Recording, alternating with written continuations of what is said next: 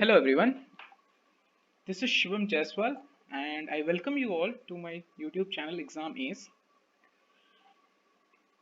आज के present video में हम जनरल अवेयरनेस के सेक्शन के स्टडी करेंगे। जनरल अवेयरनेस सेक्शन का जो एक सब सेक्शन होता है बैंकिंग करंट अफेयर्स, हम उसके बारे में स्टडी करेंगे। और बैंकिंग करंट अफेयर्स की स्टडी करने से पहले मैं आपको कुछ प्रीवियस ईयर एग्जाम्स की एक ब्रीफ एनालिसिस दिखाना चाहूँगा जो आज के प्रेजेंट कम्पिटेटिव सिनेरियो में कि जनरल अवेयरनेस के एग्जाम में किस तरीके के क्वेश्चंस आते हैं। तो जैसे कि आप ये सेक्शन देख सकते हैं कि इसके अंदर टोटल 17 सेक्शंस हैं जिनको कि हमने कवर किया है। और ये जो एनालिसिस है ये SBI PO मेंस और SBI क्लर्क मेंस 2019 की है। तो इसके अंदर जो सबसे ज़्यादा सेक्शन जो सेक्शन जिससे सबसे ज़्यादा क्वेश्चन कवर हुए हैं वो है बैंकिंग एंड फाइनेंस। अगर आप ये देख सकते हैं कि SBI PO मेंस में 32% ऑफ क्वेश्चंस जो हैं वो बेसिकली 32% वो बैंकिंग एंड फाइनेंस से हैं। और अगर SBI क्लर्क मेंस की बात करें तो इसके अंदर 25% जो क्वेश्चंस हैं वो बैंकिंग एंड फाइनेंस के हैं। उसके बाद कोई टॉपिक है हमारा जो सबसे ज़्यादा लार्ज एरिया में कवर करता है वह है हमारा नेशनल अफेयर्स। फिर उसके बाद जो थर्ड टॉपिक है वह है स्टैटिक जीके और स्टैटिक बैंकिंग अवेयरनेस। ये बेसिकली SBI PO मेंस और SBI क्लर्क मेंस से एसोसिएटेड हमारा प्रीवियस ईयर का रिव्यू है जिसके बेसिस पे मैंने ये एनालिसिस की है। और तो हम जो है वो सबसे पहले जनरल अवेयरनेस के सेक्शन में बैंकिंग के करंट अफेयर्स देखेंगे। और मैं अप्रैल मंथ से बैंकिंग के करंट अफेयर्स को स्टार्ट करूंगा क्योंकि जो एक्सपेक्टेड एग्जाम की डेट है वो सितंबर में हो सकता है या मोस्ट प्रोबेबली अक्टूबर में भी हो सकता है। तो अगर सितंबर में एग्जाम होता है तो टिल सितंबर आपको कंप्लीट बैंकिंग से करंट अफेयर्स की पूरी अपडेट मिलेगी। और ऐसा ही नहीं सिर्फ बैंकिंग की मिलेगी, बैंकिंग का हमारा खत्म होने के बाद हम जो है वो नेशनल अफेयर्स का भी देखेंगे। मतलब जो जो इंपॉर्टेंट सेक्शंस हैं जनरल अवेयरनेस के सब सेक्शंस में उनको हम कंसिडर करेंगे। चलिए स्टार्ट करते हैं।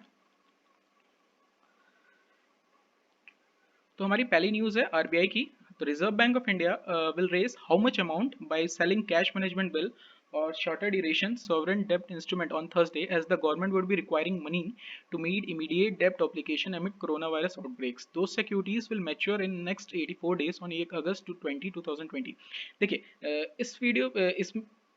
इस टॉपिक में बेसिकली क्या बताया रहा है कि आपसे ये पूछ रहा है कि reserve bank of India cash management bill के लिए कितना ज़्यादा कैश मैनेजमेंट बिल से कितना अमाउंट रेज करेगी। तो इस क्वेश्चन का आपको ये बताना है कि कैश मैनेजमेंट बिल से रिजर्व बैंक ऑफ इंडिया कितना अमाउंट रेज करेगी। तो आप ये देख रहे हैं कि 80,000 करोड़ रुपीज़ जो है वो कैश मैनेजमेंट बिल से रेज करेगी। ठीक है, अब आप ये समझने की कोशिश करिएगा कि जो कैश मैनेजमेंट बिल होता है वो क्या होता है, उसके बारे में भी मैं आपको बताता हूँ। उससे पहले हम ये देखते हैं कि आरबीआई का स्टैब्लिशमेंट कब हुआ था। तो आरबीआई का जो एस्टेब्लिशमेंट ईयर है वो है 1 अप्रैल 1935। उसके बाद आरबीआई के प्रेजेंट गवर्नर कौन है? आरबीआई के जो प्रेजेंट गवर्नर हैं वो हैं शक्तिकांता दास।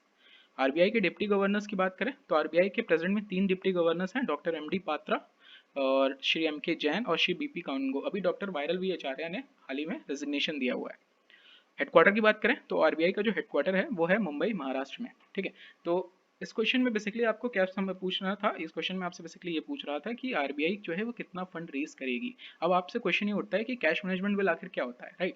कैश मैनेजमेंट बिल से गवर्नमेंट कैसा पैसा अर्न करती है। तो देखिए, जो कैश मैनेजमेंट बिल होता है वो एक तरीके का शॉर्ट टर्म बिल होता है जो कि सेंट्रल गवर्नमेंट इशू करती है। बेसिकली वो सेंट्रल गवर्नमेंट नहीं, आरबीआई इशू करती है सेंट्रल गवर्नमेंट के बिहाफ पे। देखिए यहाँ पे मैंने पॉइंट भी मेंशन किया है, the bill are issued by RBI on the behalf of the government. अच्छा, कैश मैनेजमेंट बिल जो होता है उसका जो मैच्योरिटी पीरियड होता है वो 91 डेज से कम होता है। होता क्या है बेसिकली, आज के प्रेजेंट कोविड-19 की सिचुएशन में गवर्नमेंट को कैश की बहुत ज़्यादा रिक्वायरमेंट है। तो जब गवर्नमेंट को कैश की बहुत ही ज़्यादा रिक्वायरमेंट है तो अपने कैश फ्लो को कंप्लीट करने के लिए गवर्नमेंट जो है वो कैश मैनेजमेंट बिल्स को लाती है। तो जो कैश मैनेजमेंट बिल है, आपने शायद से जो आप लोग बैंकिंग की जो लोग इसकी प्रिपरेशन कर रहे होंगे वो वेज एंड मीन्स एडवांसेस का भी नाम सुना होगा आप लोगों ने। और आपने ट्रेजरी बिल का भी नाम सुना होगा। तो भी मैं बेसिकली आपको इसके बीच में डिफरेंस बता दूंगा कि कैश मैनेजमेंट बिल और वेज एंड मीन एडवांसेस जो होता है और ट्रेजरी बिल होता है जो होता है उसके बीच का क्या डिफरेंसेस होता है। तो अगर मैं वेज एंड मीन, ये भी एक तरीके का शॉर्ट टर्म मनी ही है वेज एंड मीन एडवांसेस की तरह। लेकिन वेज एंड मीन एडवांसेस क्या होता है, वेज एंड मीन एडवांसेस में आरबीआई जो है वो एक बैंकर की तरह एक्ट करती है। किसके लिए? गवर्नमेंट के लिए और सेंट्रल गवर्नमेंट के लिए। ठीक है, और वो उनमें उसमें क्या करती है, लोन प्रोवाइड करती है। कितने दिन के लिए? 90 डेज के लिए वो उसके अंदर उनको लोन प्रोवाइड करती है। अच्छा, तो अब आपसे क्वेश्चन ये भी उठ सकता है कि सर कैश मैनेजमेंट बिल और ट्रेजरी बिल में क्या डिफरेंस है। तो देखिए, जो कैश मैनेजमेंट बिल है और ट्रेजरी बिल है उसके बीच का डिफरेंस ये है कि जो कैश मैनेजमेंट बिल है उसको हम लोग 90 दिन से कम के लिए इशू करते हैं, और जबकि ट्रेजरी बिल्स जो हैं उनको हम लोग मोर देन 90 डेज के लिए यूज़ करते हैं। मतलब मोर देन 90 डेज के लिए उसको हम लोग इशू करते हैं। तो इनका पीरियड जो होता है वो कितना होता है, 91 डेज और 364 डेज। अब अगर किसी को कैश मैनेजमेंट बिल समझने में प्रॉब्लम हो रही है, मतलब कैश मैनेजमेंट बिल आप खरीदेंगे तो आपको क्या फायदा होगा बेसिकली, देखिए क्या होगा, लेट अस सपोज दैट कोई कैश मैनेजमेंट बिल है वो 100 रुपीज़ का है, तो सरकार आपसे क्या कहेगी कि मैं आपको इसमें इसको 95 रुपीज़ में सेल कर रही हूँ, ठीक है। तो सरकार आपको कितने में सेल करेगी, 95 रुपीज़ में इसको सेल करेगी। फिर सरकार ये कहेगी कि इसका 84 डेज का मैच्योरिटी पीरियड है। 84 डेज का मैच्योरिटी पीरियड का मतलब क्या है कि 84 डेज बाद हम आपको ये जो कैश मैनेजमेंट बिल हम आपसे 100 रुपए में कर देंगे। तो बेसिकली इसमें क्या हुआ, आपको 5% का प्रॉफिट हो गया। चलिए आगे देखते हैं। According to RBI governor Shaktikanta Das, there has been a decrease in industrial production in March 2020 with the output of 8 crore industries, coal, crude oil, natural gas, refinery products, fertilizers, cement and electricity has decreased by dash and manufacturing has fallen by dash। तो देखिए इसके अंदर basically आपसे question क्या पूछ रहा है, इसमें आपसे ये पूछ रहा है कि चूंकि मैं भी बता रहा हूँ ना कि कोविड-19 के सिचुएशन के कारण आपको बहुत ज़्यादा बैंकिंग से रिलेटेड भी न्यूज़ मिलेंगी और कोविड-19 के कारण भी बहुत ज़्यादा न्यूज़ मिलेगी। तो अभी इंडस्ट्रियल प्रोडक्शन में कितना फॉल आया है आपको ये बताना है, और बाकी जो रेस्ट 8 करोड़ इंडस्ट्रीज़ हैं जैसे कि कोल इंडस्ट्रीज़ हो गई, क्रूड ऑयल इंडस्ट्रीज़ हो गई, नेचुरल गैस इंडस्ट्रीज़ हो गई, इनके अंदर कितना, और मैन्युफैक्चरिंग सेक्टर जो है उसके अंदर कितना फॉल आया है। तो बेसिकली आपको ये सारे पॉइंट्स याद रखने हैं। तो अगर आप इसमें देखोगे तो जो सबसे पहले मैं अगर आपको बताऊं कि इंडस्ट्रियल प्रोडक्शन के अंदर 17% का फॉल आया है, ठीक है। और अगर हम लोग बात करें जो rest of 8 crore of industries हैं उसके अंदर 6.5% का फॉल आया है, और जो मैन्युफैक्चरिंग सेक्टर है उसके अंदर 21% का फॉल आया है। देखिए यहाँ पे आप एक पॉइंट मुझसे ये उठा सकते हैं कि क्या सर इतना कोर का डेटा याद करना जरूरी है। हाँ बिल्कुल, आपको ये कोर के डेटा लर्न करने पड़ेंगे, क्योंकि पिछली बार एसबीआई पीओ मेंस में क्या हुआ था कि ये पूछा था कि रेलवे को कितना बजट अलॉट हुआ है। तो मतलब अब जो है वो डेटा ओरिएंटेड क्वेश्चंस भी एग्जाम्स में आने लगे हैं। तो जो अगर डेटा ओरिएंटेड क्वेश्चंस एग्जाम्स में आ रहे हैं तो आपको बहुत ही इन डेप्थ स्टडी करनी है। और बिलीव मी, अगर आप इस चैनल को कंटिन्यूस फॉलो करते हैं तो इस पर हम कंटिन्यूस वीडियोस अपलोड करेंगे, ताकि आपकी जो बैंकिंग से रिलेटेड करंट अफेयर्स है, in fact I am not talking just of banking, आपकी जो भी जनरल अवेयरनेस की जो सेक्शन है वो बहुत अच्छा तरीके से स्ट्रॉन्ग हो जाए। चलिए आगे देखते हैं। नेक्स्ट क्वेश्चन है कि the Reserve bank of India has proposed to set the age limit of chief executive officers and whole time director belonging to the promoter group of banks to dash and maximum tenure for 10 years. देखिए basically इसमें है क्या कि जो है administration, जो banking sector है उसके अंदर एडमिनिस्ट्रेशन को इम्प्रूव करने के लिए आरबीआई ने क्या किया है कि जो चीफ एग्जीक्यूटिव ऑफिसर्स होते हैं और आपके जो होल टाइम डायरेक्टर्स होते हैं उनकी एज को उनको एक एज लिमिट सेट कर दिया है। वो एज लिमिट को कितना सेट किया है, तो बेसिकली उनकी एज लिमिट को 70 ईयर्स सेट किया है, ठीक है। चलिए नेक्स्ट क्वेश्चन देखते हैं।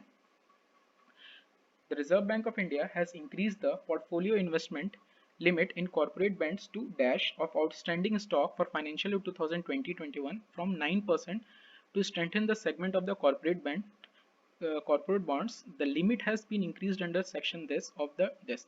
देखिए इसके अंदर बेसिकली आपसे क्या पूछ रहा है, इस सेक्शन में आपसे ये पूछ रहा है कि जो रिजर्व बैंक ऑफ इंडिया है उसने जो है वो फॉरेन पोर्टफोलियो इन्वेस्टमेंट की जो लिमिट है कॉर्पोरेट बॉन्ड में वो 9% से बढ़ाकर कितनी परसेंट कर दी है, ठीक है, ताकि वो कॉर्पोरेट बॉन्ड्स को क्या कर सके, स्ट्रेंथन कर सके। दूसरा चीज आपसे पूछ रहा है कि ये जो स्टेप लिया गया है, ये जो लिमिट इंक्रीज की गई है, ये किस एक्ट के तहत इंक्रीज की गई है और उस एक्ट के किस सेक्शन के तहत की गई है।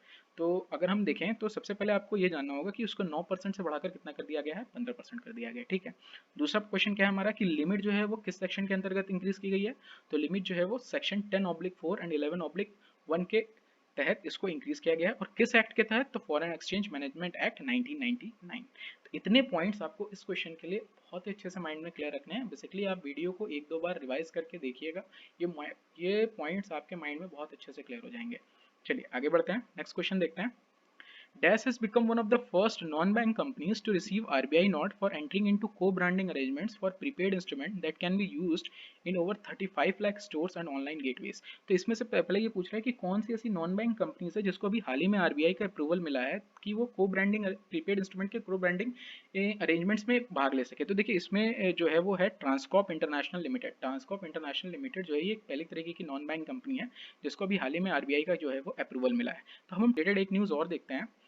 Dash had partnered with the Corporation of Transport Corporation of India Limited to facilitate real-time payments for truck drivers by DPS rapid solution to enable them to receive payments instantly. तो अगर आप ये देखिएगा तो transport corporation of India limited यानी कि TCIL की बात करें तो ये बेसिकली ट्रांस साइन किया। तो यहाँ पे DBS रैपिड आप देख रहे हैं तो आपको ये चीज़ समझ में आ रही होगी कि DBS बैंक जो है उसने जो है वो पार्टनरशिप की है किसके साथ, ट्रांसपोर्ट कॉर्पोरेशन ऑफ इंडिया तक के लिए, ताकि वो उनको जो ट्रक ड्राइवर्स हैं उनको जो है वो real time payment facility provide कर सके एक तरीके का। अगर आप DBS बैंक की बात करें तो इसके जो CEO हैं वो हैं मिस्टर पीयूष गुप्ता। ये हैं मिस्टर पीयूष गुप्ता, आप इनको देख सकते हैं। और इसके बाद अगर हम बात करें कि इसका हेडक्वार्टर कहाँ पे है, तो इसका जो हेडक्वार्टर है वो है बेसिकली आपका सिंगापुर में। चलिए नेक्स्ट क्वेश्चन देखते हैं।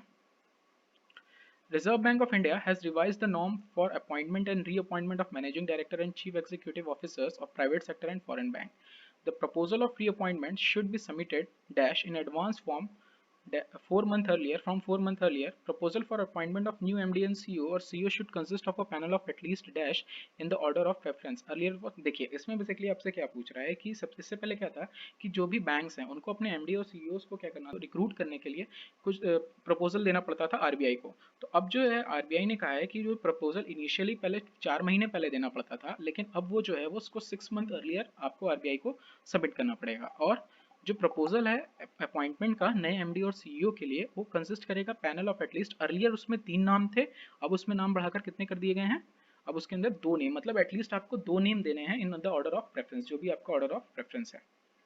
चलिए, the Reserve bank of India in consultation with Indian government has increase the limit for ways and means advances. देखिए अभी इससे पहले मैंने आपको बताया कि वेज एंड मीन एडवांसेस क्या होता है। वेज एंड मीन एडवांसेस जो होता है बेसिकली स्टेट गवर्नमेंट को और सेंट्रल गवर्नमेंट को लोन की जरूरत पड़ती है, तो जो RBI उनको 90 दिनों के लिए लोन प्रोवाइड करती है उसी को हम लोग बेसिकली क्या कहते हैं, वेज एंड मीन एडवांसेस कहते हैं। ठीक है, for central government to from 1,20,000 crore for the remaining part of the first half of the financial year 2020-21 to tackle the financial crisis arisen due to कोविड-19 पैंडेमिक।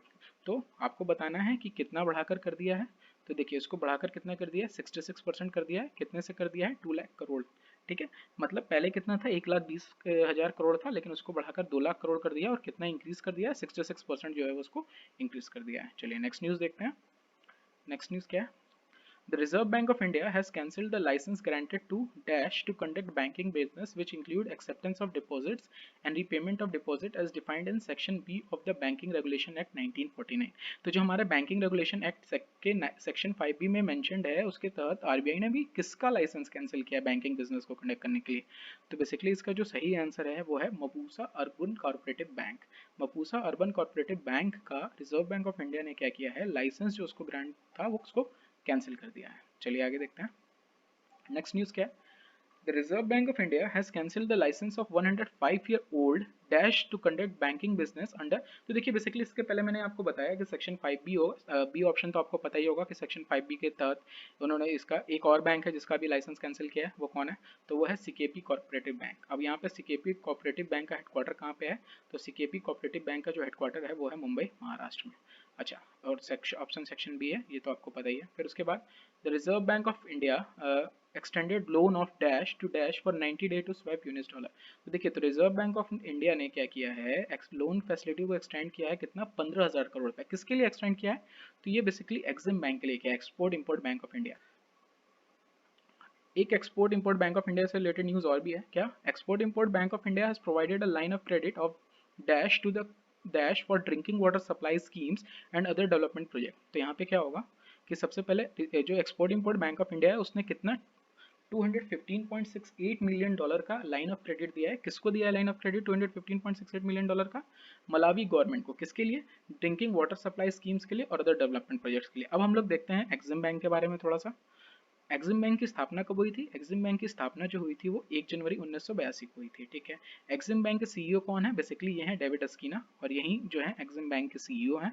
अब अगर हम बात करें कि एक्सिम बैंक का हेडक्वार्टर कहाँ है, तो एक्सिम बैंक का हेडक्वार्टर जो है वो मुंबई महाराष्ट्र में है। तो बेसिकली आपको इतनी स्टैटिक न्यूज़ और ये सारी चीज़ें इसके साथ याद रखनी है। चलिए आगे बढ़ते हैं। Dash has approved a Dash multi-year financial support to help India for enhancing and protecting its coastal marine resources. तो वर्ल्ड बैंक जो है, वर्ल्ड बैंक ने क्या किया है, अप्रूव किया है, कुछ लोन अप्रूव किया है, multi year financial support approve किया है किसको, इंडिया को, ताकि वो अपने कोस्टल मैरीन रिसोर्सेज को क्या कर सके, एनहांस कर सके और इम्प्रूव कर सके। तो अब आपको ये बताना है बी ऑप्शन में कितना किया है उसने ना। तो वर्ल्ड बैंक ने बेसिकली 400 मिलियन यूएस डॉलर का मल्टी ईयर फाइनेंशियल सपोर्ट जो है वो इंडिया को अप्रूव किया है। अब अगर यहाँ पे बात हो रही है वर्ल्ड बैंक के बारे में, तो वर्ल्ड बैंक की स्थापना कब हुई थी, वर्ल्ड बैंक की स्थापना हुई थी जुलाई 1944 को। वर्ल्ड बैंक के प्रेसिडेंट कौन है, वर्ल्ड बैंक के प्रेसिडेंट हैं डेविड मलपास, जो कि कहाँ से बिलोंग करते हैं, डेविड मलपास जो है वो यूएसए को बिलोंग करते हैं। वर्ल्ड बैंक का हेडक्वार्टर कहाँ पे है, वर्ल्ड बैंक का जो हेडक्वार्टर है वो है वॉशिंगटन डीसी यूएसए में। चलिए अब अगर हम वर्ल्ड बैंक की बात कर रहे हैं तो हम वर्ल्ड बैंक से रिलेटेड कुछ जो न्यूज़ है और हैं उनको हम देखते हैं। World Bank announced emergency operation worth dash to 100 developing countries over a 15-month period to fight the deadly coronavirus। तो डेडली कोरोना वायरस को फाइट करने के लिए 100 डेवलपमेंट कंट्रीज को वर्ल्ड बैंक ने का इमरजेंसी फंड जो है वो अनाउंस किया है, तो बेसिकली 160 बिलियन यूएस डॉलर का। ठीक है, नेक्स्ट क्वेश्चन देखते हैं क्या है। The world bank board of executive director has approved a fast act. अब देखिए इसमें क्वेश्चन को बेसिकली आप स्टडी करिएगा, मैं आपको क्वेश्चन को समझा देता हूँ। जैसे कि अभी ऊपर में 15 कंट्रीज को, 100 डेवलपमेंट कंट्रीज को इम्प्रूव किया था, को अप्रूव किया था 15 मंथ पीरियड के लिए। वैसे तरह इंडिया को कितना अप्रूव किया गया है, तो इंडिया को जो है बेसिकली अप्रूव किया गया है 1 बिलियन यूएस डॉलर का लोन।